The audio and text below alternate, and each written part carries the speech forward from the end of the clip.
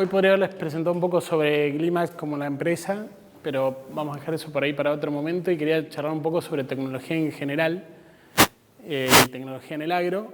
Y acá preguntarle a ustedes, obviamente voy a preguntar al revés, ¿quién no tiene una pantalla touch ahora con ustedes? Creo que todos tienen, antes lo preguntaba al revés, ¿quién tiene? Ahora preguntamos ya hace 20 años que trabajo en temas de tecnología en el agro. Pero la pregunta entonces sería, ¿y esto hace cuánto se inventó? 10 años. ¿Cuánto? 10 años. 10 años. Ah. ¿Cuánto? Sí. ¿2009?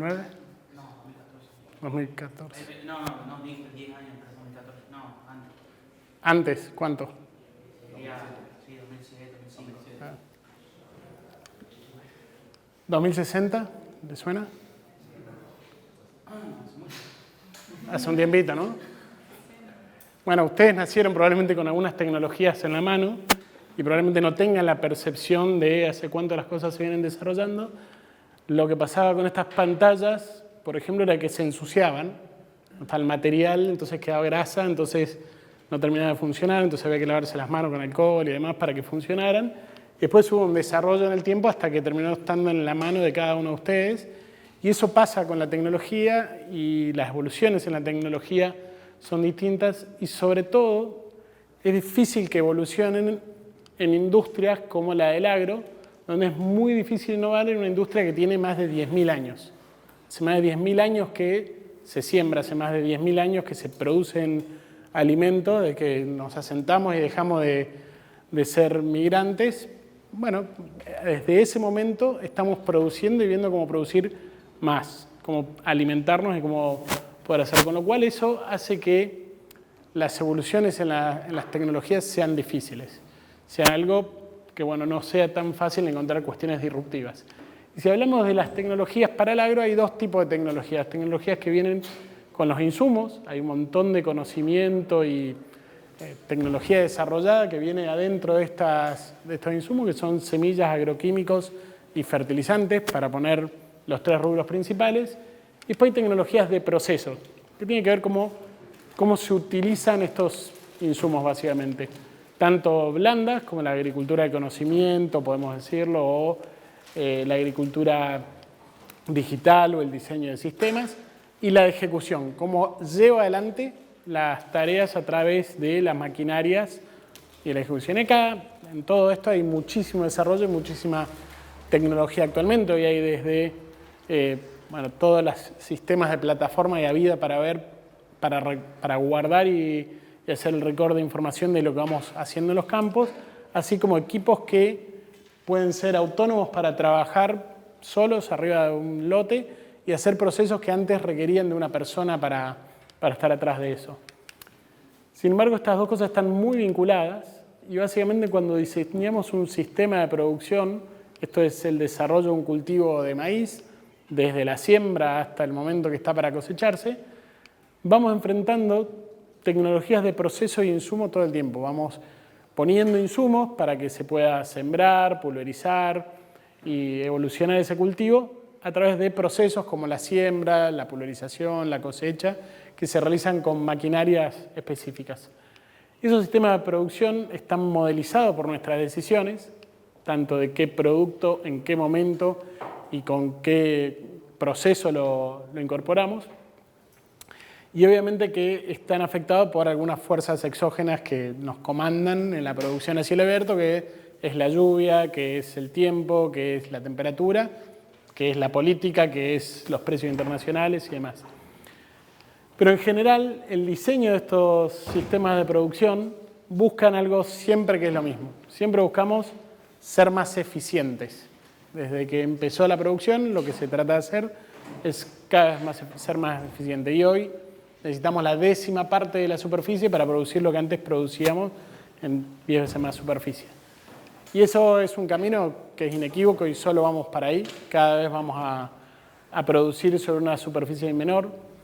Sobre todo pensando en que en los últimos 10, 20 años no se ha lanzado ningún tipo de tecnología nueva de insumo, por ejemplo, que nos permita tener algún salto disruptivo en la productividad. ya van más de 20 años de que yo empecé a trabajar.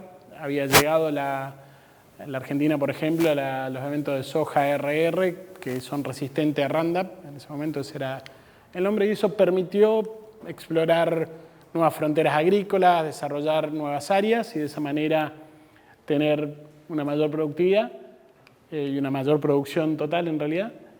Pero no hubo ninguna revolución nueva que cambie eso, y en las tecnologías de proceso podríamos decir que fue lo mismo. En realidad el último gran salto que hubo fue hace más de 20 años cuando se introdujo el GPS, se liberó el sistema de GPS de posicionamiento global para que lo utilice todo el mundo. Antes, los satélites de GPS, que es una constelación americana de Estados Unidos, era solamente para el uso militar, y ya por el 90 y pico, lo liberaron y permitió que ustedes en su celular hoy puedan irse de acá a donde quieran, mapeando, teniendo un recorrido marcado sin ningún problema. Eso antes estaba controlado por la milicia de Estados Unidos. Era un sistema propio y cerrado. Cuando lo abrieron, inclusive le inducían un error por si era necesario utilizarlo en momentos de guerra y demás. Hoy en día hay constelaciones de satélites de Estados Unidos, de Europa, de China, de Japón. Todos tienen constelaciones para mejorar. De hecho, tenemos hoy la posibilidad de que esas constelaciones en nuestros receptores, en nuestro celular, tomen todos esos satélites y tener más precisión. Y ese debe haber sido uno de los últimos grandes saltos, con lo cual todo el cambio que viene teniendo la tecnología en el agro es más bien una revolución más silenciosa, es un proceso más de largo plazo. No muy distinto a la pantalla que veíamos hace un ratito, al touchscreen, que es algo que ocurrió por lo menos en 40, 45 años de desarrollo hasta que de repente sintamos, che, esto está todo disponible y hace 10 años ahora o hace poquito, o nacimos con esto. Entonces, si hablamos en particular de esos GPS, por ejemplo, la primera revolución que hubo en el agro fue eso con una pantallita gris, que era un GPS que nos permitía medir la superficie de los lotes, y antes de tener esto, los acuerdos, por ejemplo, de compra-venta de campo más o menos, pero sobre todo de alquileres, que ocurren hace más de 30 años en el sector, más o menos se sabía la superficie de lo que estábamos alquilando para las dos partes. Pero cuando ya había montes, árboles, la zona efectiva, realmente productiva, no quedaba muy claro. Esto vino y revolucionó todo. Tenía un error de 6, 7 metros de repetibilidad, o sea, si uno quería volver al punto no era muy preciso, pero cambió la forma en la que podían hacerse negocios a través de tener más certeza para las dos partes y de forma repetible de la superficie que se estaba alquilando. Ahora, eso con el tiempo se desarrolló y esto es un tractor que está andando con 2 GPS al mismo tiempo, va solo, va derecho, no tiene necesidad de que haya nadie ahí dirigiéndolo, manejando el volante. Y de hecho esto que está acá, esta estructura que ven ahí, en realidad esas estructuras son lo que se llamaban los marcadores. Eso normalmente cuando no estaba el piloto automático del tractor, lo que hacía era abrirse y marcar la pasada al lado para volver por ahí. Lo sembraba por acá, dejaba la marca de dónde debería volver y ese era mi marcador para volver a pasar por ahí. Eso no se abre más, el GPS permitió que funcionara solo. Entonces, esto fue más bien un desarrollo, una evolución del uso de una tecnología que fue cambiando. Y esto en sí mismo es toda una revolución, pero es un proceso de cambio que se fue dando en el tiempo. Y obviamente con nuevos beneficios, esto lo que permite es aumentar la cantidad de horas que puede trabajar una persona, trabaja más tranquila y más relajada arriba del tractor, podemos trabajar en muchos lugares de noche que antes no se podía porque el marcador no se veía, no podíamos seguir el trabajo y hoy podemos trabajar 24 horas con esos tractores, con lo cual tenemos nuevos beneficios y como todo también tenemos nuevos problemas. Alguno se durmió arriba del tractor, terminó en una zanja, metido adentro de un arroyo y las nuevas tecnologías no terminan siendo malas porque existan estos problemas, en realidad también nos dan la necesidad de estar atento a nuevas situaciones. No es un problema de la tecnología, sino de al final cómo se utilizan. Entonces, uno de los puntos claves, digamos, del desarrollo en el agro tiene que ver con esto de utilizar tecnologías que se van desarrollando, pero también tiene que ver con, yo les decía, ser más eficiente. Y una de las herramientas que necesitamos para ser más eficientes es saber qué es lo que pasa en los campos. Saber qué es lo que pasa en los campos es fundamental porque, a diferencia de otras industrias, no tenemos una línea de producción donde podemos ir y chequearla fácilmente. Normalmente no ocupan superficie tan chica. Una fábrica muy grande puede ocupar un par de hectáreas, pero acá tenemos miles de hectáreas por ahí juntas para ser chequeadas, y lo que nos lleva a ser más eficientes es hacer que cada hectárea de un campo, cada hectárea pueda ser más productiva. Y para eso lo primero que teníamos que saber o tratar de entender era si había una productividad pareja en toda la superficie o no. Claramente lo sabíamos que no, pero la herramienta que empezó a surgir allá hace muchos años, hace más de 15 años hoy, son los monitores de rendimiento, que son herramientas que permiten calcular cuánto rinde cada cultivo. Para eso, en una cosechadora, que es la máquina que permite recolectar los granos, tengo una serie de sensores que permiten calcular el ancho de la máquina, la velocidad de avance. Esas dos cosas, velocidad de avance por ancho, nos dan superficie, ¿sí?, por unidad de tiempo. Y una consola, perdón, y unos sensores que permiten ver cuánto grano van subiendo por un elevador que tiene la cosechadora, que se llama noria. Es cuánto grano pasa por ahí. Básicamente es un sistema de flujo que, por fuerza de impacto, va midiendo cuánto grano pasa. Y eso, con un sensor de humedad para ajustar la calidad, nos va registrando flujo de grano, que es tiempo, es kilos por tiempo, con la superficie por hora, cuántas hectáreas por hora, nos permite calcular rendimiento por hectárea. Esto no es muy distinto, y fue el primer sistema hace más de 15 o 20 años, no es muy distinto al sistema que hay hoy en una cosechadora moderna, donde tiene los mismos componentes y los mismos desarrollos. Ahora, ¿qué pasó en este tiempo? Bueno, lo que pasó era que, esto probablemente ustedes ni sepan qué es, pero es una tarjeta PSMSIA. Esto capaz alguno vio con alguna cámara de foto, una compact flash. Seguramente están más familiarizados con un pendrive, pero la mayoría de la información hoy está en la nube, y esto fue lo que pasó con el desarrollo de estas tecnologías. Pasaron de estar en una tarjeta difícil de acceder, que no todas las computadoras tenían el lector y demás, a estar disponible en la nube. Yo hoy me conecto en este momento y puedo ver dónde está la cosechadora nuestra trabajando, a qué velocidad va, qué rendimiento va teniendo, y saber en tiempo real qué es lo que está pasando. Y estas son las evoluciones donde ya hay tecnologías que hacen ciertas cosas, y lo que cambió, por ejemplo, en este proceso es la disponibilidad de la información. Cuán rápida queda disponible esta información, que es la información de la cosecha. Ahora, también permitió de que un centro de operaciones, un centro de soporte, por ejemplo, de esas cosechadoras, estén conectados y controlando múltiples cosechadoras al mismo tiempo, con lo cual, de nuevo, lo que logramos es una mayor eficiencia en los procesos y no necesariamente un cambio en el proceso puro. Ahora bien, los monitores de rendimiento, que eran una herramienta que nos permitía monitorear, tienen un problema, que es la cosecha de un momento particular, que es termina el cultivo, levanto el grano y en ese momento mido cuál fue el resultado. Es casi una autopsia. Siempre vemos el final de la historia. Entonces, en el desarrollo, lo que fue pasando es que eso fue siendo reemplazado en el uso diario, o acompañado en el uso diario, por imágenes satelitales. Y esas imágenes satelitales empezaron también hace mucho tiempo con imágenes Landsat, que era el satélite más conocido para el agro y que permitía hacer cosas como esta, que era clasificar dónde había cultivos y a dónde había pasturas, a dónde había cultivos más productivos y menos productivos, y hacer este tipo de análisis para entender la variabilidad y las zonas de producción.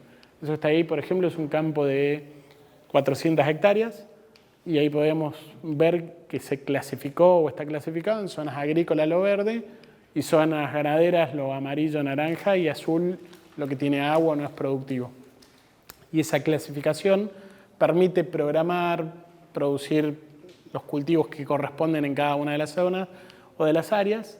Y esto era un trabajo que llevaba relativamente un tiempo para recoger la información, ponerla, analizarla y sacar este tipo de análisis. Y con el tiempo hoy la familia fue creciendo y la cantidad de satélites que tenemos es cada vez mayor. Y una de las cosas que principalmente cambia y va a seguir cambiando es la resolución tanto espacial y temporal de esos satélites para el agro. Y esto va en una tendencia que va para un solo lado, que cada vez hay más satélites que tienen más resolución. Hoy tenemos, lo más común es 10 metros de resolución para los satélites de interés más agronómico y que tiene una frecuencia de cada 5 días más o menos.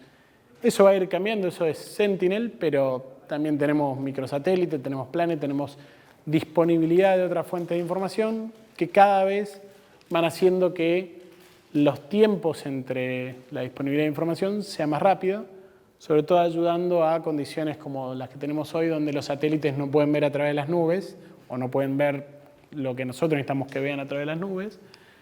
Y de esa manera, la mayor frecuencia, si algún día está soleado, despejado, pueden ver bien y los días nublados no se saltean durante tanto tiempo la información. Y la precisión, lo que permite la resolución espacial, estos 10 metros que define una nariz, el tamaño del píxel de la imagen, permite que sea un manejo más de escala agronómica, que uno pueda tomar decisiones distintas en distintas regiones.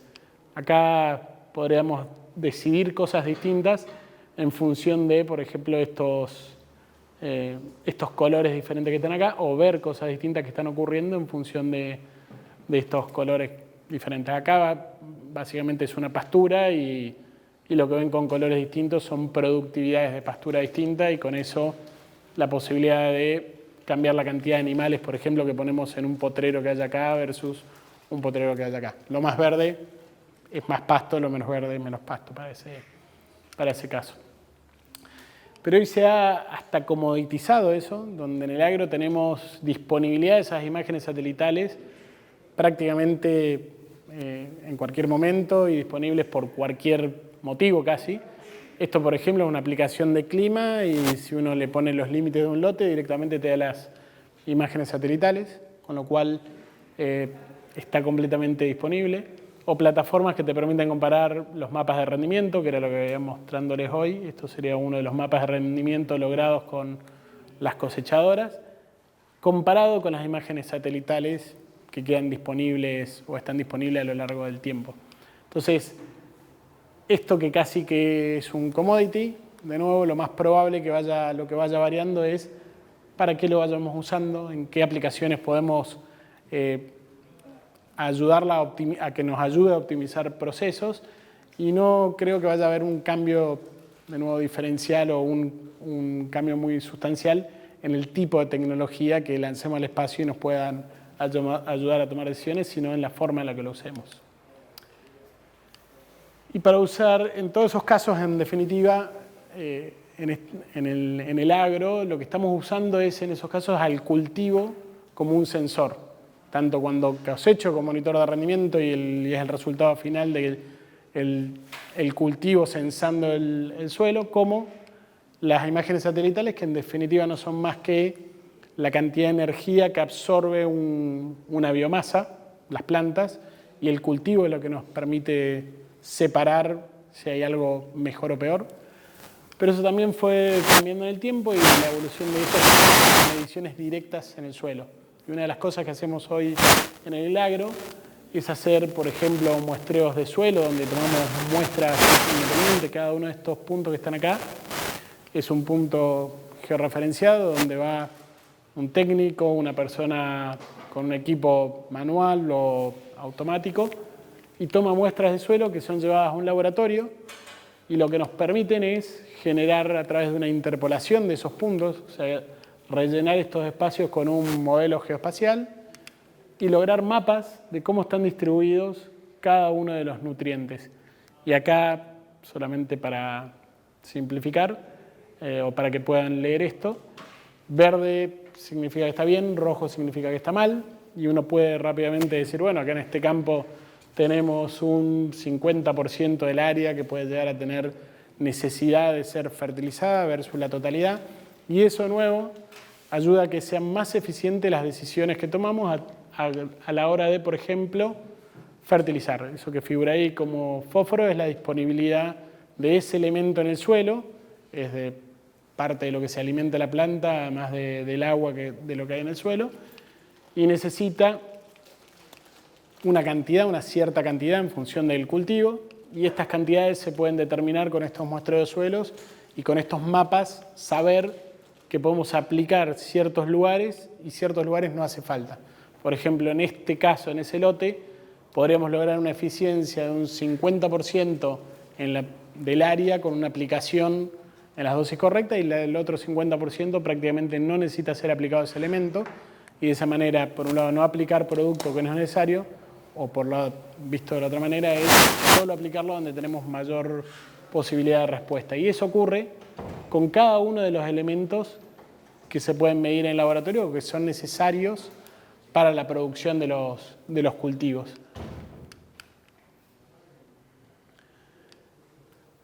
Ahora, esos muestreos nos dicen de nuevo qué hacer, no solamente ahí en el fósforo, sino para cada uno de esos elementos que necesitamos poner en nuestra receta para producir esos cultivos, y de alguna manera nos permiten tener esa combinación que nos aseguran tener el desarrollo propio de ese cultivo. Ahora, a la hora de ejecutarlo, si vemos un poco el desarrollo de la tecnología en el tiempo, hace un tiempo atrás esto se podía transformar en mapas de aplicación que tenían ciertas limitaciones. Por ejemplo, tiempo atrás no se podían poner más de lo que se llaman 50 polígonos, o sea, dentro de un mapa, tener 50 áreas, 50 de estos colores distintos, si se quieren llamar, y no podía tener un archivo más de 150 KB, creo que no sé si saben lo que es un KB, pero es dividir un mega por 1500 ya no existe, algo que uno esté afectado por 150 KB, no hay ni una foto, no hay nada que tenga ese tamaño, pero no se podía hacer algo de eso, y con el tiempo lo que nos permitió, con el desarrollo de las tecnologías, no cambió el hecho de que se pudiera o no se pudiera hacer, lo que cambió era la precisión de la tecnología que le podemos, o de los mapas de prescripción que le podemos poner hoy a las computadoras que están embarcadas en los tractores. Entonces, los tractores modernos tienen computadoras que pueden tener un mapa de prescripción donde cada metro de avance pueden ir cambiando lo que van haciendo, pueden ir tomando decisiones en función de los mapas que pusimos distintas. Entonces, de nuevo, la evolución de esto es más hacia poder hacerlo más preciso y hacerlo más en el lugar correcto.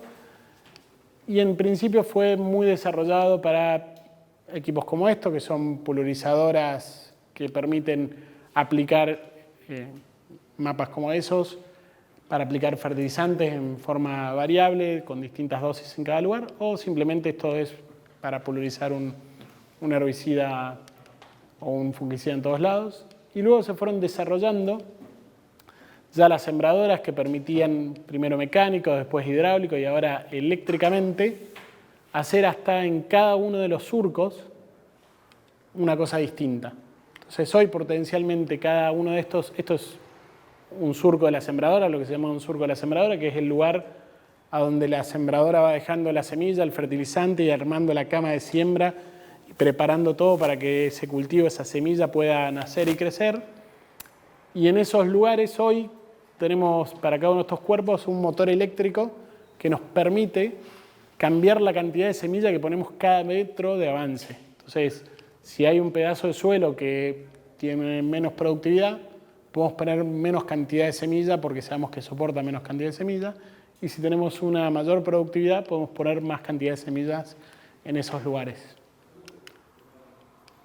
Y después, obviamente que esto fue escalando y podíamos en estas sembradoras poner distintas cantidades de semilla para cada uno y también de fertilizante, y en algunos casos tenemos que aplicar cantidad de fertilizante que no podemos poner acá, entonces se desarrolló la industria para poder tirar las cantidades que sean necesarias de productos, tanto de fertilizante como de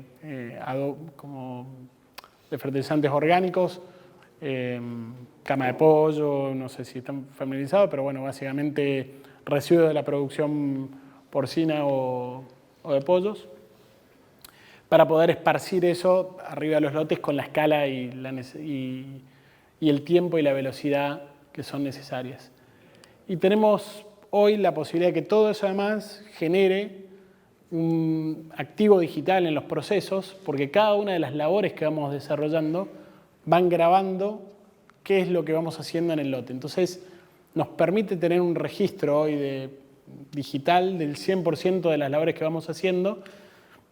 Cada una de esas máquinas que le mostré dejó su mapa georreferenciado con los GPS que le conté para saber qué es lo que se hizo, a nivel tal donde llegamos a poder dividir a veces los lotes en cada metro cuadrado para saber qué es lo que se hizo o qué se está haciendo o qué es lo que necesita.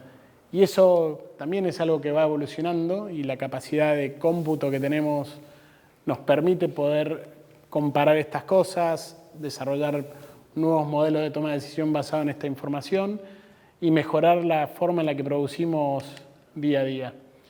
Y atrás de esto y conociendo esto hay una industria gigante, y esto es simplemente un mapa de todas las empresas que, bueno, esto es medio viejo ya, 2019, de un mapeo más a nivel global de todas las actividades, separándola por cada uno de los rubros que pueden ver acá, como puede ser monitoreo de cultivos, o IoT, o crop management, o manejo de cultivos, irrigación, aplicaciones de labores. Existe un sinnúmero de empresas que empiezan a conformar un ecosistema que está disponible para que estas evoluciones ocurran, y probablemente estas sean parte de lo que aceleren los cambios estos que yo les venía comentando.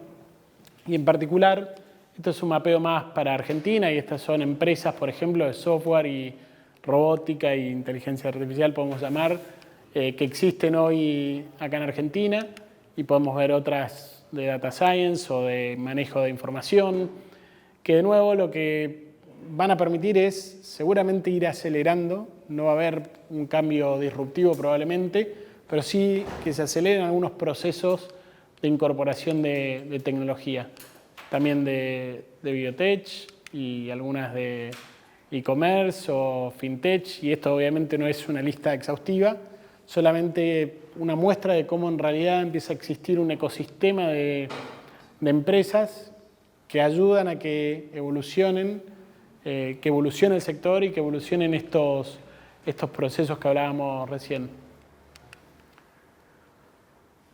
Ahora, del lado de los productores, lo que nos pasa es que en la mayoría de las empresas no existe un proceso formal de incorporación de tecnología.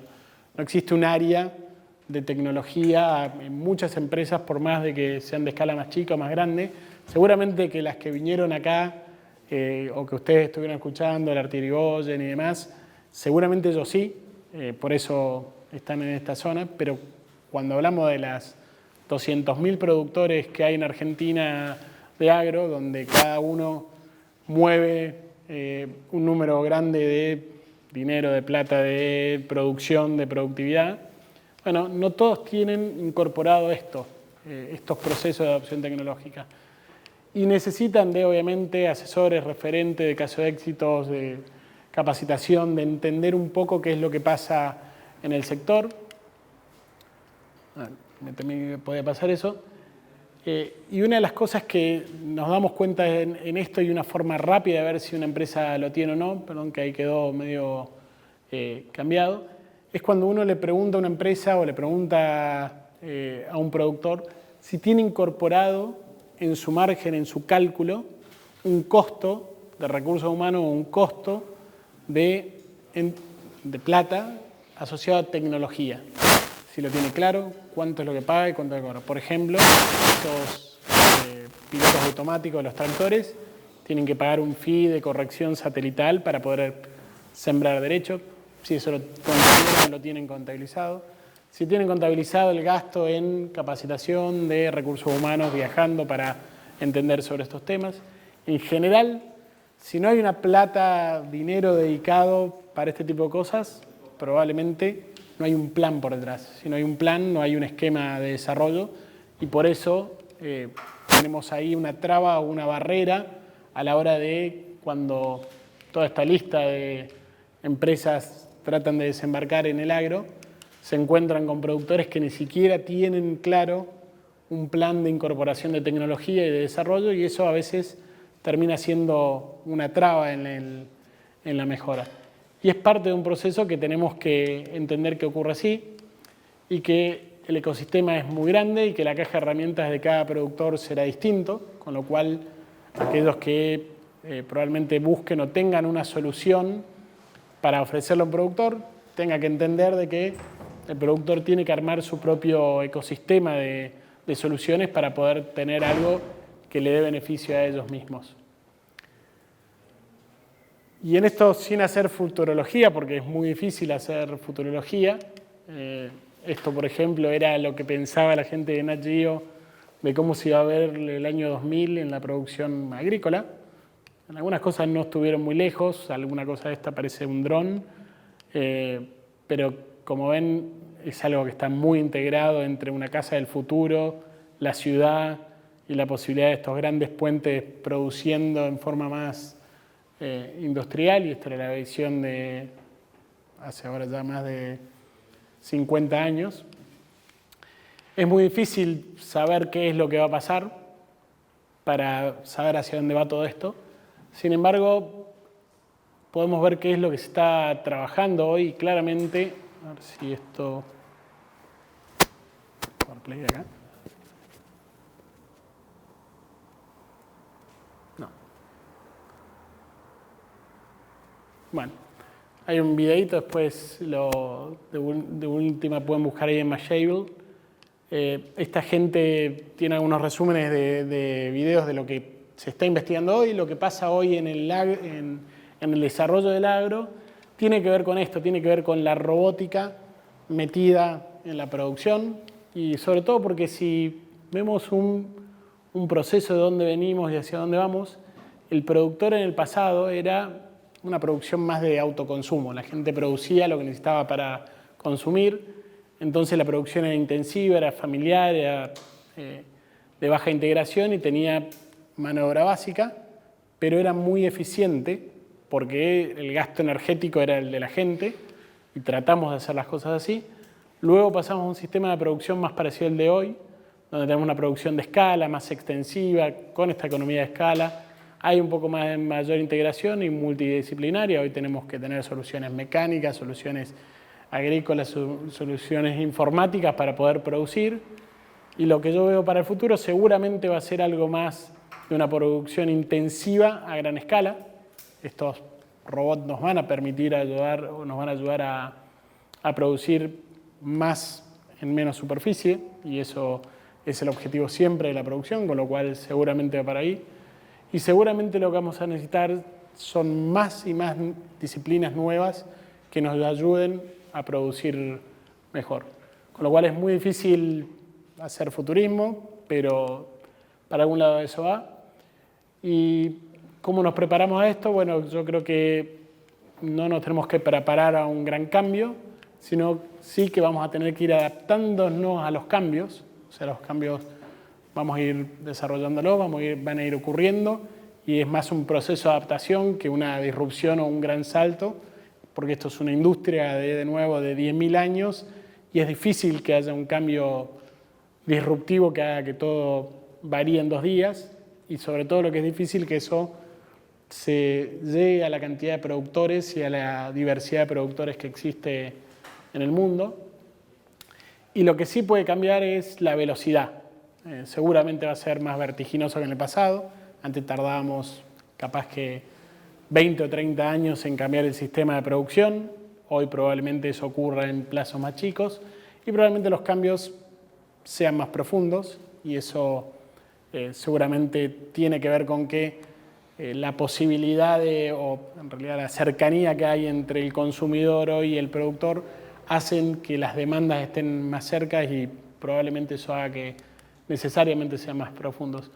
Y ahí hay un montón de cosas que van a jugar, y hay algunas palabras claves, desde recursos humanos, cambio climático, huella de carbono, todas estas cosas son seguramente los drivers que van a hacer que esos cambios ocurran y los drivers que hagan que las nuevas tecnologías y los nuevos procesos se implementen en el agro. Creo que estamos. Sí.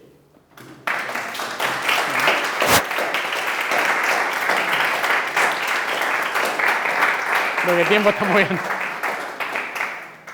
Preguntas si quieren, hay tiempo. Si quieren. Claro. ¿Preguntas? Consulta, nada, toda incorporar tecnología tiene costo y cómo hay veces que como que cuesta incorporar por el alto valor, digamos, que tiene incorporar eso. ¿Cómo hizo usted o qué es lo que recomienda para ir de a poco empezar, digamos, a Sí. la tecnología que obviamente cada vez es más accesible, pero tiene, digamos, cierto costo, ¿no? Sobre todo en producciones que son con escalas mucho más chicas, ¿no? Más pequeñas. En realidad, la palabra es costo. Si fueran las tecnologías tengan mucho valor, en realidad como valor para el productor no sería un problema. Siempre las nuevas tecnologías tienen un alto costo al principio, y algunas mantienen eso porque los beneficios que te dan son altos, y eso es un tema de capacidad de inversión. A veces parece que algunas tecnologías vienen más para una escala mayor, para un productor de mayor tamaño o de mayor capacidad de inversión que para otros. Lo que pasa en general es que la mayoría de las cosas que nosotros adoptamos en Argentina son tecnologías que vienen preparadas para escalas más chicas, para productores de menor tamaño que el productor medio argentino, porque está diseñada muchas veces para un productor americano o europeo, que ya son de escalas más chicas. Nuestro problema ahí es más bien un problema de que el precio que recibe, o el subsidio que recibe, o el apoyo que recibe un europeo o un americano es distinto del que recibimos nosotros. El trato que recibe el productor es distinto, y eso a veces condiciona un poco. De hecho, hoy tenemos un retraso de 20 años en tecnología a veces cuando nos comparamos con otros países. Y eso ocurre, y no creo que sea tanto un problema de escala si nos comparamos un productor chico acá con un productor chico de Europa o de otro país. Tiene que ver más con esto. De cualquier forma, lo que sí me parece que uno tiene que entender muy bien es esto que yo les ponía hace un ratito, de que existen, y cada vez más nosotros vemos, de que existen, acá les voy a mostrar algunas, estas eran soluciones de startups o empresas que están desarrollando tecnología, pero si uno suma todo lo que hay dando vuelta, hoy hay más oferta, ¿sí?, que capacidad del productor de discernir entre ellas. ¿Sí? Es muy difícil. Hoy tenemos más tecnología disponible en el celular de la que somos capaces de usar. Hay millones de apps. O sea, para reemplazar el Excel tenés 500 soluciones. ¿Y cuál es la mejor? Claro, y por ahí en realidad uno debería empezar, bueno, por lo menos voy a ver cuál es la mejor para mí. Entonces esa es una respuesta más cercana que cuál es la mejor absoluta para cualquier situación. Va relacionado a esa Sí. pregunta, situándome desde el punto de vista de una startup, ¿cómo hago para tener un mejor approach al productor agro? ¿Cuál sería la mejor estrategia para acercarme a ellos y que ellos quieran probar mi producto y que ver los resultados? Como en cualquier otro universo de individuos, de personas, los productores al final son, inclusive las empresas están dirigidas y tienen personas ahí. Como en todos los universos, en realidad hay innovadores, dentro de toda la población hay innovadores, hay adaptadores tempranos. Innovadores son los que te van a buscar, te van a encontrar porque vos estás desarrollando y va a haber uno que quiere probar. Lo que pasa es que ese universo es muy chico, es el 1 o 2%, entonces Entonces, por ahí ya encontró alguno de estos y no te va a buscar a vos porque ya tiene a dónde gastar su tiempo y su energía, que es lo que le gusta. Él quiere co-crear, quiere ser parte de eso. Ahora, los adaptadores tempranos, que es un universo más grande, bueno, esos adaptadores tempranos están dispuestos a pagar un costo un poco más alto, pero ser los primeros que están llevando adelante el proceso de adaptación de lo que vos estés ofreciendo con tu startup. Porque en definitiva lo que es el paso que hay o la gran diferencia entre meter una startup o cualquier producto o servicio en un mercado, lo primero que tenés es que el mercado entienda cómo lo tiene que usar y obtener valor. Probablemente la startup siempre lo vea antes que el mismo que lo tiene que usar. Uno como productor no lo ve tan claro si no lo hubiera hecho antes. Entonces eso ocurre. Y una vez que tenés ese universo de adaptadores tempranos, el mercado copia los adaptadores tempranos. O sea, necesitas ese caso de éxito o múltiples casos de éxito con productores. Eso hay formas, en la mayoría de las entidades agrícolas tienen laboratorios como CreaLab o en Apresid de Actech, tienen unidades donde te permiten relacionarte con ellos para poder bajar a tierra y probar las tecnologías con su grupo de productores. Tienen hasta identificado estos adaptadores tempranos que le permiten probar tecnologías. Así que eso es un camino. Me sumo a esa pregunta y por el lado de otros actores en el proceso, distribuidores, por ejemplo, como también podrían ser otro actor. Totalmente. Depende de la solución que estés trayendo. Por ejemplo, un binocular. Claro, bueno, ahí sin duda que el camino probablemente sea un distribuidor o un socio, digamos, que puede ser, digamos, un distribuidor como parte de toda la red, un distribuidor grande, puede ser, pero normalmente tienen su propio desarrollo.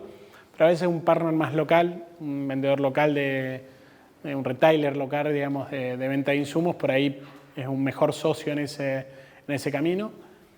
Pero te diría que siempre, si la solución le cuadra al productor, si el beneficio lo ve el productor final, que es el usuario final, es el mejor camino. Tener una solución cualquiera sea, que el productor final lo vea y lo pueda validar, casi que hasta lo demanda después y la cadena se tiene que adaptar a esa demanda. Sí. Primero, me pareció muy buena la charla, muy interesante la parte de adaptarlo a la empresa local, a través de recursos humanos, procesos, innovación, planificado. Mi experiencia es que mi familia son productores en Córdoba y a mí me interesa mucho todas estas tecnologías y como que muchas veces en el diálogo de, bueno, qué conviene adoptar o cómo introducir más tecnologías, surge la pregunta de si no estamos, como usando una metáfora, metiendo un submarino en una bañadera, como queriendo traer algo muy grande o demasiado sofisticado para una operación que tal vez es más simple. Entonces, la pregunta es, ¿cómo haces el análisis de que el costo o el proceso que vos estás haciendo nuevo tenga un impacto significativo que justifique el tiempo y la inversión? Correcto. Ahora te voy a hablar esto era más general, te hablo desde Glimax ahora. Nosotros una de las cosas que identificamos de la problemática del sector, parcialmente la conté recién, una es que hay una sobreoferta de tecnología. ¿Sí? Hay más cantidad de oferta de lo que el productor puede discernir y meter en su sistema de producción. Pero eso nos pasa en general. Hay más tecnología de la que podemos utilizar. Y por otro lado, tenemos desconocimiento. Son dos problemas.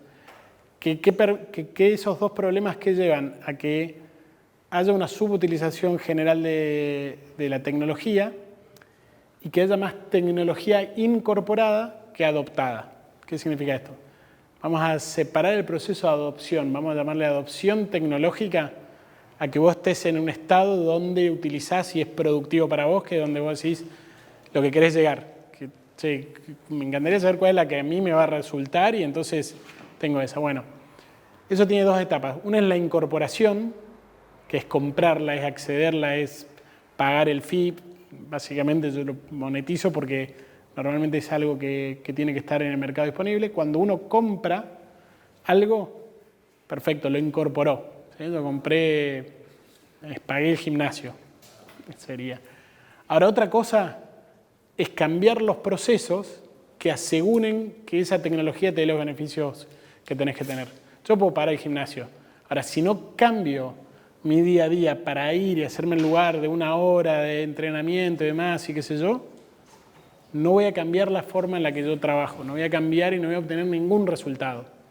Puedo incorporar, pero si no cambio los procesos, es un problema. Ahora, un punto más tiene esto.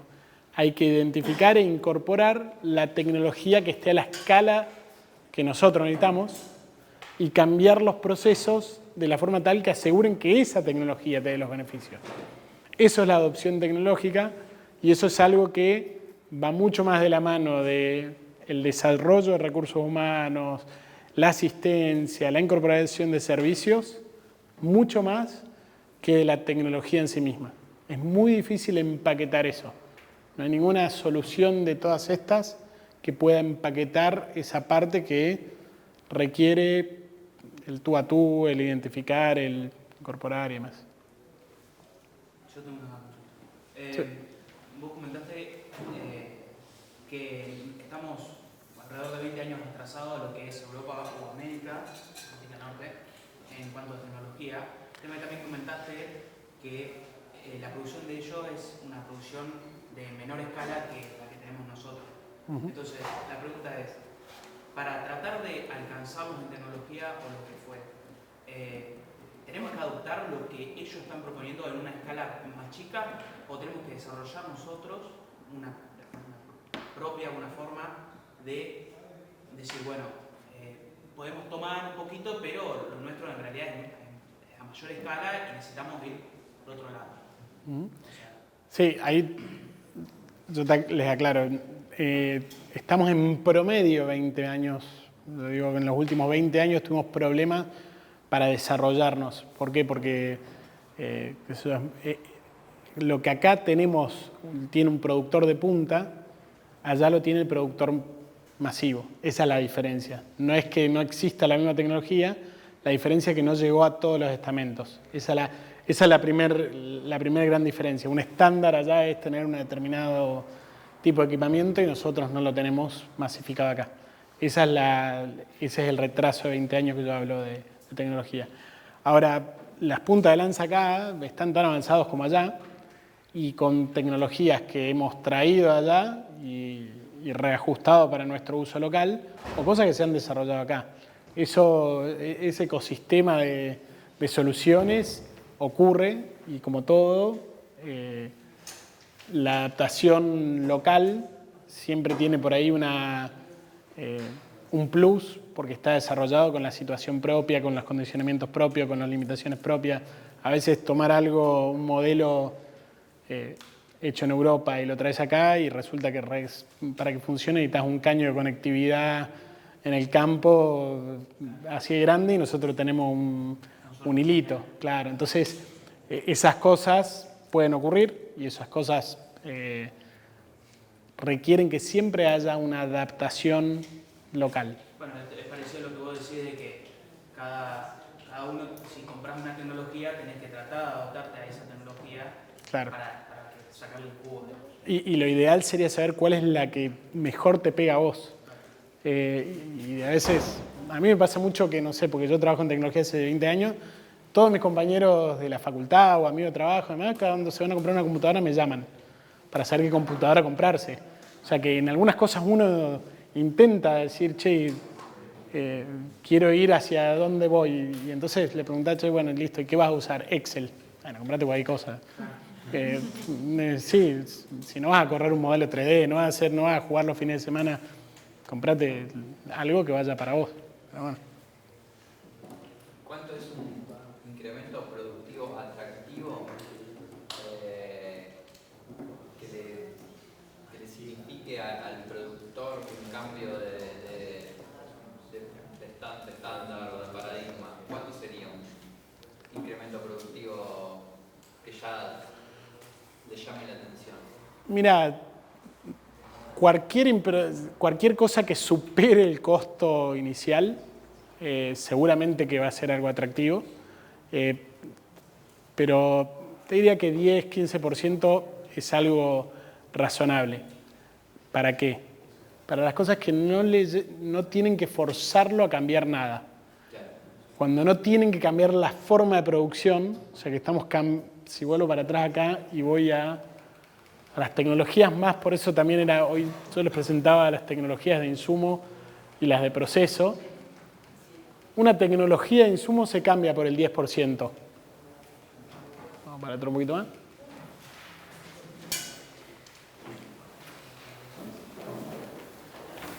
Una tecnología de insumo, algo que yo reemplazo, o sea, tengo la misma semilla que usaba, ahora uso otra semilla que es equivalente y no tengo que hacer nada distinto, y la cambio cuando hay un 5, un 10, un 3%, algo que me permita pagar la diferencia, capaz de la semilla, y que me dé un beneficio extra.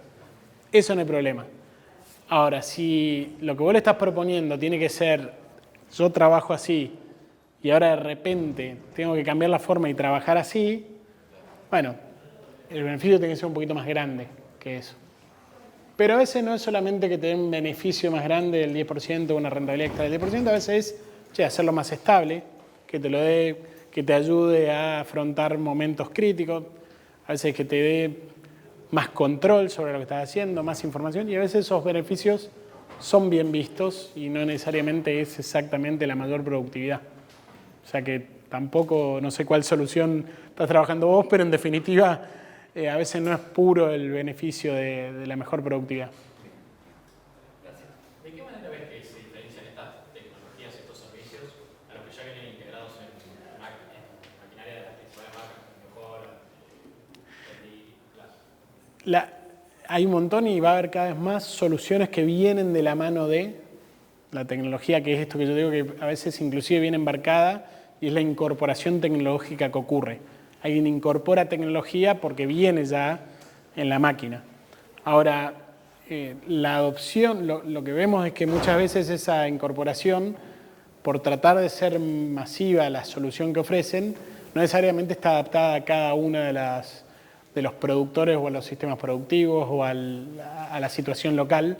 No tiene la conectividad que tiene que tener. De hecho, las primeras soluciones de comunicación de datos que lo primero tenía John Deere para monitorear el rendimiento, no tenía cobertura en Argentina, no funcionaba como funcionaba en otros países. Lo cambiaron con el tiempo. Claro, cambian los módulos, ya cambiaron hace mucho, esto estoy hablando hace 8 años capaz, que pasó el gran cambio, hoy capaz que están cambiando para optimizar algo, pero hubo un cambio grande hace ya 6 o 7 años. Y eso creo que puede ser el diferencial de las soluciones más locales que permitan algún proceso ayudar a que ocurra con las limitaciones y con el desarrollo local. Ahora, de lo que viene embarcado, de lo que viene masivo, de nuevo, ahí creo que hay oportunidades también para ayudar a que se utilice eso. Cada vez va a venir más, viene más embarcado y lo que necesitamos es darle soluciones complementarias a eso. Y otro punto es que vuelven a cambiar el estándar. Si eso ya viene embarcado, el nuevo ecosistema de lo que va ocurriendo y estos cambios silenciosos que a veces son más difíciles de ver, es, bueno, en algún momento vamos a tener de repente todas las máquinas conectadas. Bueno, y eso va a generar un cambio. ¿En qué? Por ejemplo, en la gestión de información. Y eso, la solución que viene en esa John Deere, New Holland, más, ¿permite realmente gestionar todos esos datos o hay una oportunidad ahí? Probablemente haya alguna oportunidad para hacer alguna cosa ahí y no tengan la solución ellos. ¿Te puedo agregar una cosa? Sí. Una cosa que pasa es la velocidad de cambio. Vos la cosechadora la cambiás cada 5 años y la parte del monitor se renueva todos los años. Vas a cambiar solamente el monitor. Cuando cambiás la cosechadora, nos pasa lo que nos pasa ahora, que son prestores con monitores de foco. Bueno, tal cual. O sea, es una diferencia de velocidad de cambio. Sí, y después que es una industria donde la velocidad de cambio no es la velocidad de cambio de un celular o sí de las cosas que usemos en las apps, vamos a tener velocidad de cambio, pero que muchas veces se tienen que adaptar a la velocidad de cambio de lo que pasa en el agro, que como todo, esos monitores que yo les mostraba ahí, a diferencia del celular que se hacen millones, miles de millones realmente por año, se hacen cientos de miles. O sea que también es mucho más chica la industria y por eso la velocidad de cambio va a ser distinta. Una pregunta respecto a la visión no solamente de la productividad, sino también en cuanto a la salud del suelo.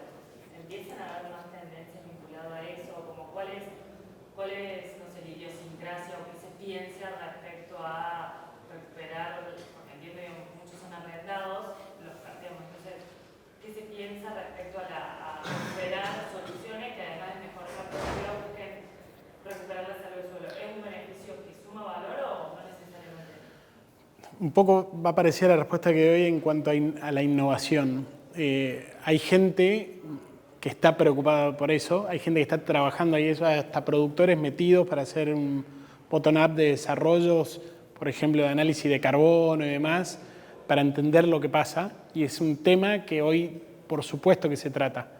Ahora, del otro lado, los productores, por ejemplo, en promedio utilizamos dosis que generan minería en los campos.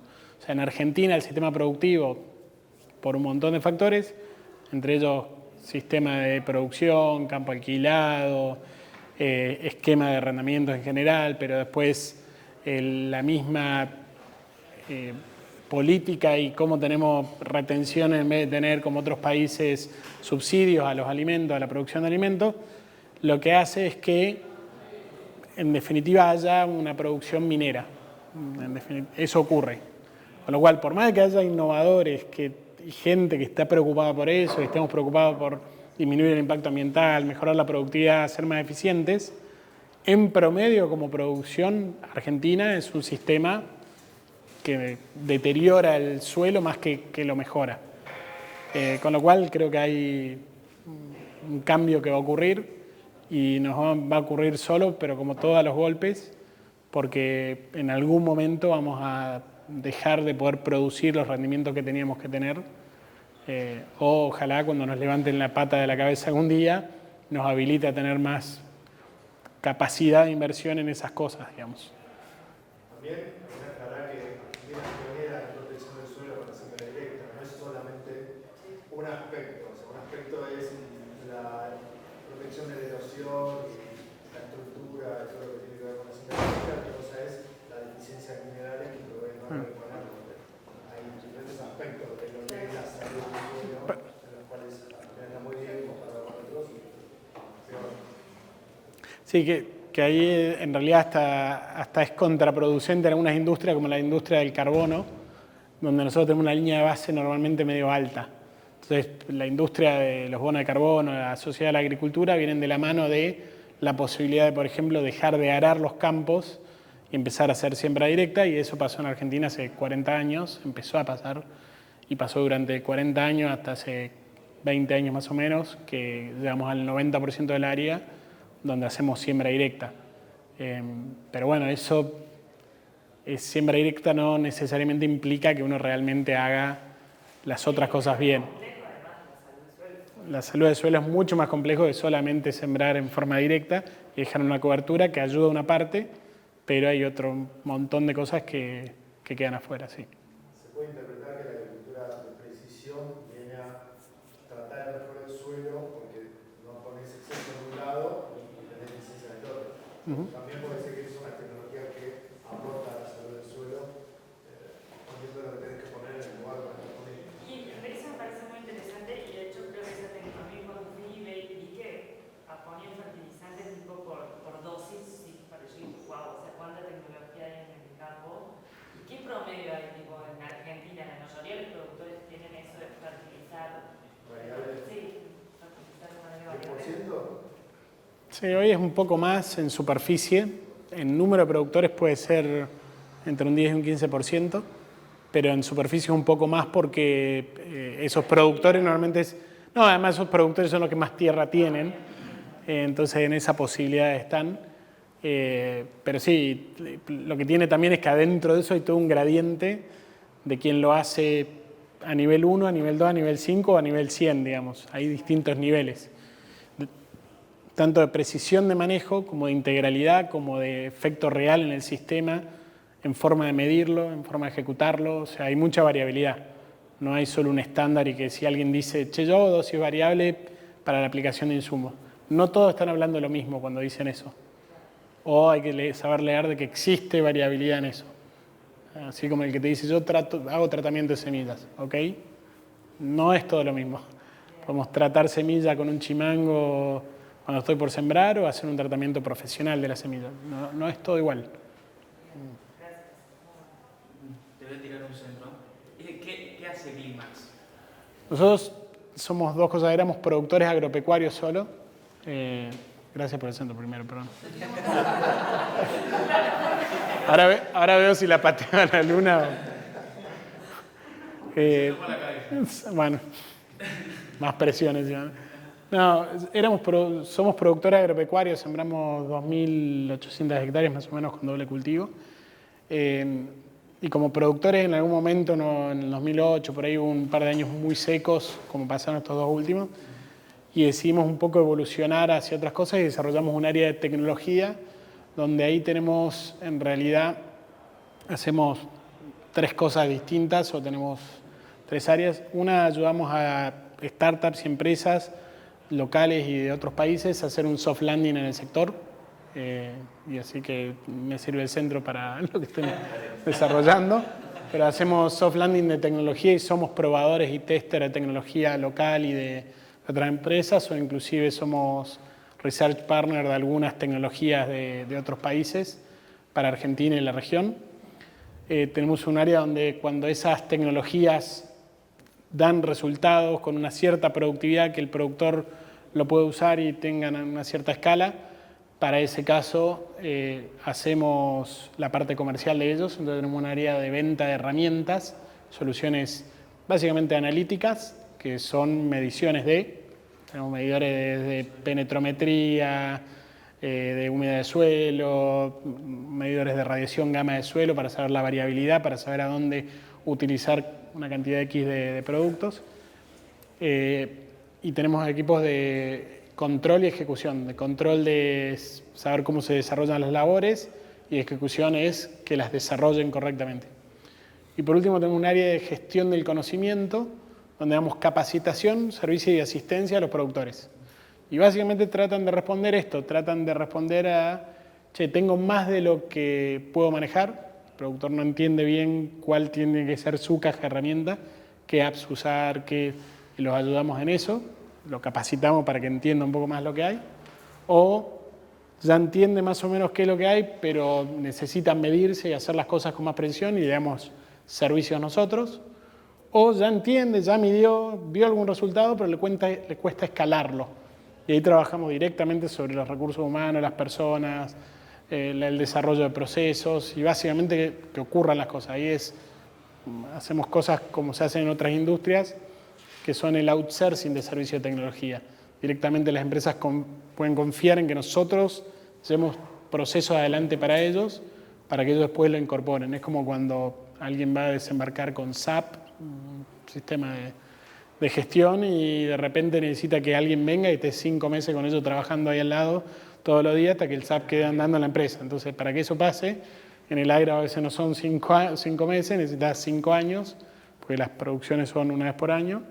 Pero bueno, hacemos eso también. Así que tenemos un popurrí, somos casi 40 personas trabajando entre norte de Buenos Aires, sur de Córdoba, y tenemos administración de misiones y tenemos alguna actividad regional porque tenemos algunas de las representaciones tecnológicas también para Paraguay, Uruguay, Chile, Perú, Latinoamérica en general. Y bueno, y hoy tenemos una oficina en España donde también estamos haciendo algunas cosas de estas de desarrollo. Gracias.